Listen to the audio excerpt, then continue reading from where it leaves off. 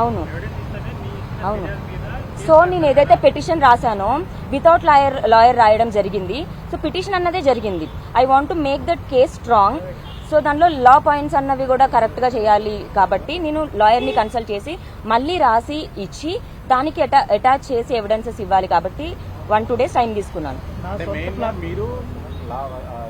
ఆమె మాల్వి వాళ్ళ బ్రదర్ కి వాళ్ళ ఫాదర్ కి మీరు కాల్ చేశారు. ఆ నెంబర్స్ మీకు ఎలా వచ్చాయని తను కంప్లైంట్ చేసింది. రాజ్ ఫోన్ లో నుంచే తీసుకున్నాను నేను. నాకు ఎలా వస్తాయి ఫోన్ హ్యాక్ చేయడానికి ఆమె కాల్ లిస్ట్ తీయడానికి. నేను నార్మల్ అమ్మాయినండి, సాధారణ అమ్మాయిని. ఇది రాజ్ ఫోన్. నేను రాజ్ ఫోన్ కూడా హ్యాక్ చేయలేదు. రాజ్ ఇప్పుడు వాడుతున్న సిమ్ కూడా నా పేరు మీదే ఉంది. నేను వాడే సిమ్ రాజు పేరు మీద ఉంది. మా అకౌంట్స్ అన్ని సింక్ లో ఉంటాయి, గూగుల్ అకౌంట్ సింక్ లో ఉంటాయి, అతను యాపిల్ ఐక్లౌడ్, ఇది నెట్ఫ్లిక్స్ అవన్నీ మా సింక్ లో ఉండేవి. Main important question